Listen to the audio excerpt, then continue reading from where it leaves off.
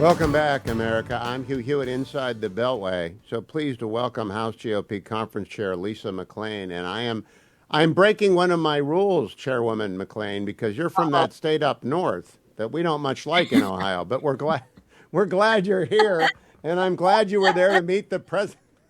Well, I went to Michigan Law School. I went to their law school, but I treat Michigan like the Vikings treated England. Go in, get everything that's worth taking, and leave. So, welcome. You're worth having, though. Thank you for joining us. Thanks for having me.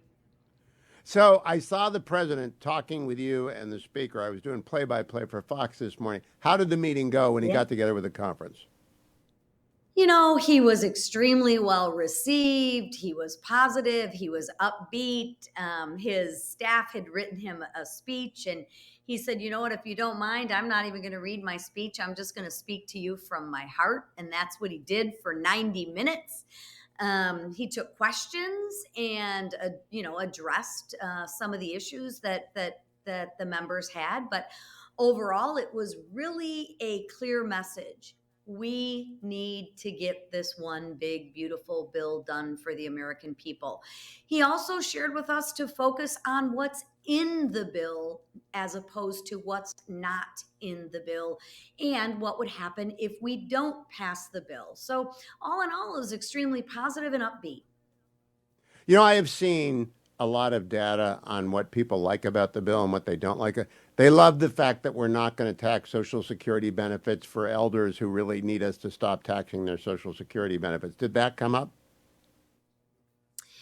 That he did mention that. He talked about no taxes on tips. He talked about if you buy an American car, being able to deduct the interest rate on that. A lot of incentives for American-made products.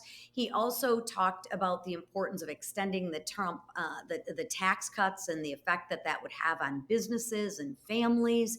So he really laid out the plan very, very nicely and just impressed upon us that, my goodness gracious, you better get it done. Now, the left is messaging that you are cutting entitlements like Medicare and Medicaid. You are not doing that, but they are messaging that. How do you counter that, Chairwoman McClain? Well, the left could message that I'm a 6'2" blonde supermodel. That doesn't make it true, except for the supermodel part. Just kidding. But listen, in all seriousness, when you have no plan, no message, no vision, no leader, you have to lie. You have to fearmonger.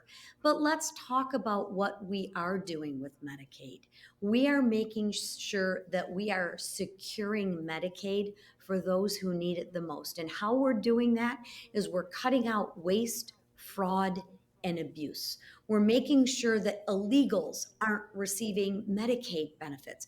And why are we doing that? Because we need to shore that up for the American people who need it most. So I don't know about you, but I'd rather have a pregnant mother receive Medicaid than an MS-13 gang member. Perhaps the Democrats feel differently. That's their issue, not Republicans. So, brass tacks, Representative McClain, do you have the votes tonight? We're going to rules tonight, and I believe we will have the votes by the time we get to the floor, possibly tomorrow. It'll be late tomorrow, maybe Thursday, but I'm an optimist by nature. We have been working tirelessly on this. It's been all hands on deck. If you're asking me, we have the votes.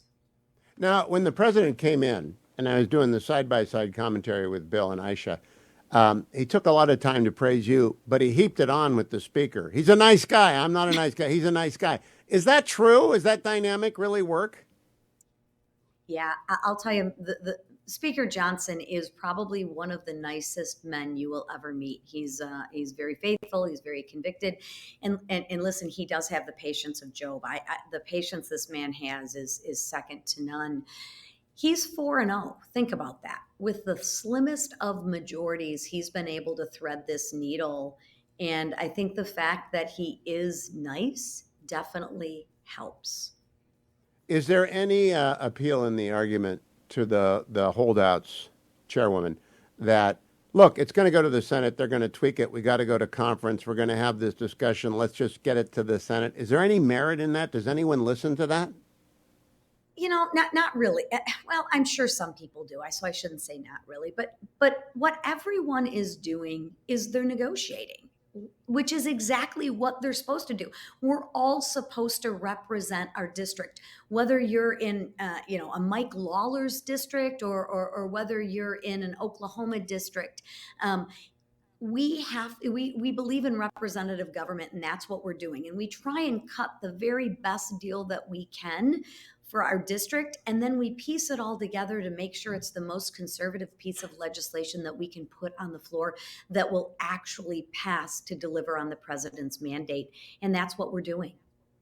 And now I understand that because I'm from a state that has a national football championship and the other 49 don't, especially the one up north. And we're not on probation Yep. either. Not that that matters for anything. Where is your district, Wow. Congresswoman?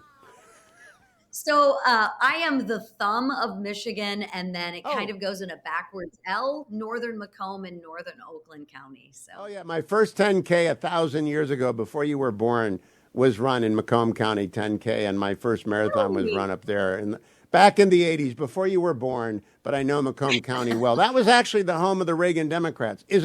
What's the It is. RD balance in your district? My PVI is pretty good. I'm about an R30, depending on Oh, what day it is. So I'm pretty ruby red, which is great for me because I'm a staunch conservative by nature. So I represent my district really well. But Macomb in general, because I have the northern part of Macomb after they redistricted, we're working class. We're heavily manufacturing, heavily auto. And we went for President Trump again this time. So that very, very important community for the the state of Michigan. realignment has happened. You're from a realigning district. I'm from Trumbull County in the Steel Valley. It's realigned. It's flipped from 60/40 DR to 55/45 RD. It's amazing what's happened in the last 10 years. Thank you for your efforts on that. This bill will be a big part of it because it cuts taxes or it keeps taxes low for everyone in America. I can't imagine it failing, but hope you get some sleep and some coffee tonight, Chairwoman Lisa McClain from that state up north. I'm sure she'll come back. Go Next time she'll be ready, blue! though. Go blue! Thank you for joining us. Go Bucks. I'll be right back, America. Stay tuned.